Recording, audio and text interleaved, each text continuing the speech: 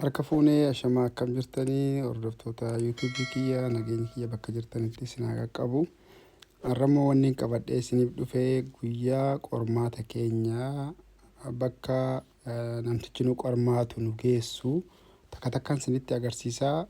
Viidiyoo kana haga dhumaatti ilaala, laayik godha. Karaan kun dirqama karaa magaalaa keessaati.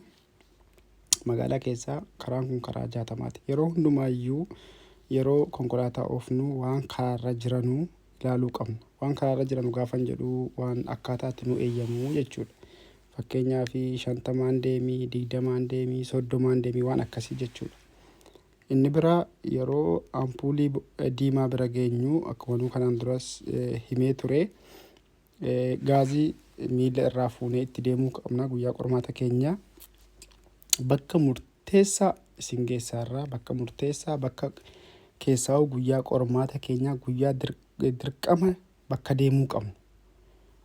Namtichi nu qormaatu bakka addaa qaba. Inni karaa 30 deemanu, karaa 50 deemanu, karaa 100 deemanu. Awutobaanii yookaan magaalaa keessa, magaalaan ala, magaalaa keessuma immoo ta'ee karaa dursi kennamuuf bakka kanaa nu geessaa jechuudha. Bakka sana geessee isin agarsiisa amma. Kanaafuu guyyaa qormaata keenya sirriitti of eeggachuu qabna.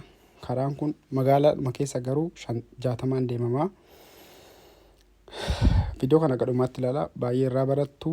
Bakka isin irraa barattanu, bakka guyyaa qormaata keessanii namtichi isin qormaatu isin geessuun bakka sana deemeetiin akkaataa isaa isinitti agarsiisa. Viidiyoo kana gadhumaatti ilaala, laayik godhaa, hiriyoota keessanii sheer godhaa fi akkasumas immoo namni haarawaa taatan immoo YouTube chaanaalii kana subscribe godhaa isiniin jedha. YouTube chaanaalii kana irratti waan konkolaataa qofatu hin taane waanuma cufayyuu asirratti hin dabarsaa, waan nama bohaarsullee akkasumas immoo sagalee namaa ta'uu haala biyyaa irratti waan cufa irrattiyyuu karaa YouTube chaanaalii kanaa ni argattu jechuudha. So ammallee karaan kun 60 deemaa jirra. Akkuma isiniin jedheyyuu yeroo magaalaatti seennus ta'ee yeroo kamiyyuu waan barreeffamee jiru ilaaluu dubbisuu qabna. Yeroo deemnu keessatti daawwitii kan keenya keessoo kabakkee meeqaan akka deemaa jirru kan kana cufayyuu ilaalaa deemuu qabna jechuudha. Guyyaa qormaata keenya keessattuu waanuma hundayyuu kontirool godhaa deemuu qabna.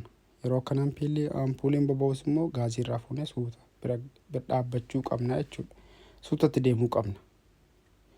Ampuulii boba'aa jirutti gaaza guutuu fakkeenyaaf karaan tokko 60 deemamaa. Karaan kun amma fakkeenyaaf 60 deemaa jira. 60 yeroo deemtanu 60 sanaan deemtanii yoo yeroo dhaxxanii bira geessanu dhaabdanii namtichi isin qormaatu akka feelaa tokko yookaan akka dogongora tokkotti hubataa jechuudha. Isin kuffisa osoo hin taane dogongora biraa isin irratti barbaaddata. Kanaafiyyuu maal gootanii fuulleetti ilaallattanii yeroo lama gaaza miila irraa fuutan yeroo lama. Tokko yeroo gaazii yeroo ampuuliin diimaa boba'aa jiru gaaza irraa fuutanii tokko. Yeroo lammaffaa immoo ampuuliin fuulduree keessan ta'ee fagootti argaa yoo jiraattani fakkeenyaaf kiiloomeetira 400 500 ta'uu danda'a. Yoo dhuma magariisa isinii ibsaa jiraate yeroo sanallee miila irraa fuuchuu qabdani gaazarraa. Maaliif yeroo dheeraa boba'aa jira waan ta'eef yeroo achi geessan isinitti cufama waan ta'eef jechuudha. Qophooftanii deemtanii jechuudha malee gaazumatti kennaan deemtanu yeroo isin bira geessan isin irratti cufama, isin irratti diimaa ibsa, achi booda isin kuffisa jechuudha. Kanaafuu yeroo lama of eeggannoon deemtan. Tokko yeroo inni diimaa boba'aa jiru, tokko immoo inni lammaffaa immoo fagoo jiraattanii yoo inni magariisa boba'aa jiraate irraa fuutanii suutattanii itti deemtanii. Maaliif diimaa bobeessuun isaan oolu waan ta'eef jechuudha. So kanaafuu yeroo dhaabbattanullee konkolaataarraa akkasitti akka nama dhaabbadhe kanatti akka konkolaataa taargaa cufa taargaa akkasumas gommaa makiinaallee konkolaataa kanaallee anillee xiqqootti siqeetiin jirayyuu konkolaataa haga konkolaataa muluu guutuu konkolaataa hanga harguu dandeessanutti irraa siqxanii dhaabbattanii jechuudha. Akkasii amma bira gahaa jirra bakka murteessoo ta'an. Kunis bakka murteessaadha. So akkaataan dhaabbannaa keenyaa isinitti himee yeroo dhaabbattanu konkolaataa tokko muluu guutuu isaa arguu qabdanii. Guutuu jechuun taargaa isaa akkasumas immoo gommaa isaallee haga argitanutti dhaabbattan jechuudha. Namni tokko itti siqee anillee ammatti siqeetiin tureyyuu itti siqeetuma dhaabbata. Itti siqee haga taargaa illee arguun guyyaa qormaata keenyaa kun rakkoodha. Kanaafuu irraa siqnee haga konkolaataa guutummaa si arguu dandeenyutti irraa siqnee dhaabbannaa jechuudha. So ani amma asitti mirgattiin gora. Mirgatti yeroon goruu waan cufayyuu ilaalladheetiin gora. Bilinkaan hin godhadhaa. Akkasumas karaa saayikilaaf namaaf ilaalladheetiin yoo yookaan konkolaataanis yoo saayikilli yookiin namni yoo jiraate dursan kennaafii jechuudha dhaabbadhee. Inni biraa asitti rest for linkisii miti iddoon kuni intiniin kan karaan dursanuu kennu jira jechuudha. Inni biraa yeroo bakka konkolaataan akkana dhaabbatutti karaan kun karaa 30 deemamudha. Yeroo kana maal ilaaltanii ilaa kunoo lafarra jira 30. Yeroo seentan ilaaluu qabdanii garuu isin 30 deemtanii konkolaataarraa siqxanii deemtanii walakkaarra deemtanii jechuudha. Namni yoo akka tasaa konkolaataa banee isinitti gadi ba'e akka konkolaataan keessan barriin suni akka konkolaataa keessan hin tuqnee fi irraa siqxanii abishtaandan jedhama akka biyya kanaatti irraa siqxanii deemtanii jechuudha.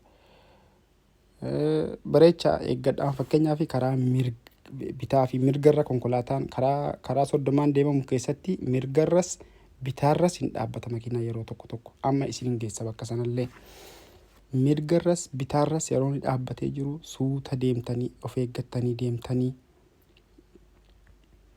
Karaan kun immoo rest for linkis jedhama. Bakka kana dhaabbattanii ilaaltanii kaatanii dabarfattanii jechuudha. So ammallee karaadhuma 30tiin deemaa jirra. Kunoo karaa nama fakkeenyaaf iddoo kanatti mirgarras bitaarras konkolaataan dhaabbatanii jiran walakkaarra deemuu qabnaa jechuudha. Yoo gar tokkotti siqnee ijoolleen konkolaataa kana jala yoo akka tasaa dhokatanii yoo jiraatan gannutti ba'u. Yookaan namni konkolaataa kana keessa yoo jiraate banatee yookaan ijoollee ta'uu danda'a gannutti ba'a. Bakka immoo wanna diimaa kanatti konkolaataan tokko fuulduree keessan yoo isinitti dhufaa jiraate bakka kana dhaabbattanii irraa siqxanii mirgatti gortanii konkolaataa dhufuu dabarsitan isin dirqama.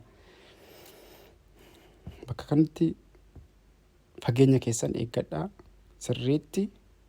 Maaliif karaa lamanuurrayyuu mirgas irratti bitaarras konkolaataan dhaabbatee jira waan ta'eef sirriitti bakka kanatti bitaa mirga keessan ilaalaa suuta deemtanii jechuudha. Bakka kanatti asitti ani bitaattiin gora. Yeroo kana dhaabbattanii konkolaataa bitaa mirga ilaaltanii bilinkaa duraanuu godhattanii achi booddee akkanatti bitaatti gortanii jechuudha. Asirras ammallee karaan kun 30. 30 kunoo lafarratti barreeffamee jira. Haga 30 kun dhumate isiniin jedhutti isin 30 deemtanii. Kunoo 30 deemtanii. Of eeggannoo baay'ee guyyaa qormaata keessanii bakka 3 deemtanii takka karaa 50 2 karaa 30 3 awutobaanii yookaan haawwee jedhamee beekamu deemtanii jechuudha. Kana amma 30 deemtanii tasgabbooftanii osoo hin rifanne akka waan namni isin qormaatu tokko isin bira hin jirretti konfidensii guutuudhaan deemtanii jechuudha. Bakka kanatti amma asitti maalin godha yoo namtichi illee isinitti himne bakka kana amma deemtaniitu jechuudha. Namtichi bakka kanatti isinitti himu dura bitaatti gorii isiniin jedheera. Erga sana isinitti himu isin maal gochuu qabda karaan kun cufaadha jabaattanii numa kana bitaatti gortanii kunoo asirra deemuu qabdanii jechuudha. Bilinkaa godhattanii waa hunda ilaallattanii bitaa mirga keessan ilaallattanii daawwitii keessan bakkee keessa jiru ilaallattanii deemtanii bitaatti gortanii jechuudha. Bakka kanatti illee kunoo asitti illee yoo konkolaataan fuuldura keessan isinitti dhufe bakka kanatti gortanii dhaabbattanii konkolaataa isinirraa dhufaa jiru sana maaliif konkolaataan karaa lama dabarsu waan ta'eef dabarsitanii jechuudha. Konkolaataa guddaafaa ta'uu danda'a buusii fa'ii deemu waan ta'eef karaa kana. Bakka kana sirriitti eeggadhaa. Bakka kana murteessaadha. Guyyaa qormaata keessanii bakka akkanaa hin dhuftanii jechuudha. Haga 30 dhumate isiniin jedhutti isin 30 deemtanii. Ammallee karaan kun 30. Wanni ani asitti wanta akkasinitti himuu barbaadu karaan masmara adii sana hin qabne yeroo hundumaa 30 yeroo baay'ee.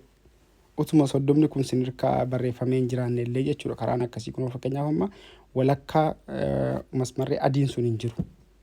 Adiin kan gidduu gidduutti akka muraa qabu sun jechuudha. So asittis ni dhaabbattanii aga ampooliin isinii banuu amma naa baneera. Ani ammas bitaattiin gora bilinkaan godhadha. Mirgattiin gora soorii mirgattiin goree kunoo laala nama kana dabarsee karaa kana yeroo hundumaa karaa mirgatti goruu namaa fi saayikilaa yeroo tokko bana. Bareechaa eeggadhaa. Bilinkaa godhattanii daawwitii keessan bakkee ilaallattanii morma keessaniin dabdanii ilaallattanii akkasitti dabdanii jechuudha. Guyyaa kamiyyuu taanaan bareechaa eeggadhaa.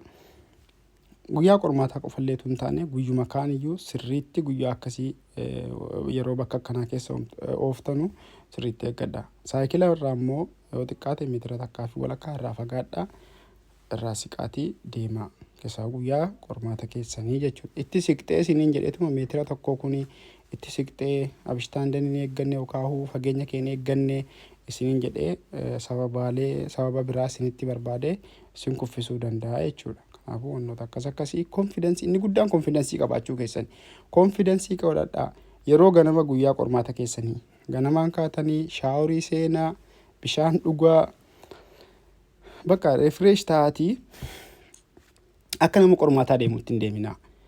Bakka akka nama lubbuu nama tokko jechuun konkolaataan qabee jira. Namni na wajjin jirus lubbuu qaba. Inni ani yoo rukutees wantoota akkasii hin jira miti. Itti gaafataman qaba bakka jettaniituma deemtan itti gaafatama guddaan harka jira jedhaatii ba'a malee qormaataaf hin jedhina. Kun karaan kun 30 malala. 30 karaa lamman irrayyuu bitaarras mirgarras konkolaataan jira. Kanaafuu ani amma maal gochuufanii bitaatti goruufani.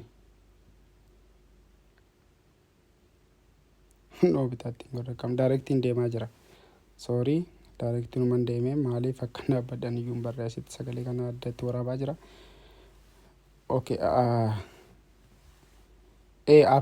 maappii guuttadhee waan hin deemaa jiruufanii maappii kiyyan ilaale bakka kanatti ani bakka karaa guyyaa qormaataa jedhee waan hin guuttadheefiin ilaalaa jira. Bakka kanatti kunoo bakki kun baay'ee dhiphoodha. Mirgarras bitaarras konkolaataan dhaabbatee jira.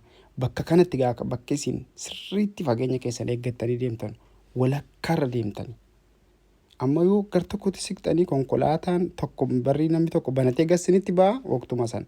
Yoo isinitti banatee gad hin baane illee itti siqxeetta isiniin jedheetiyyuu isin kuffisuu danda'a.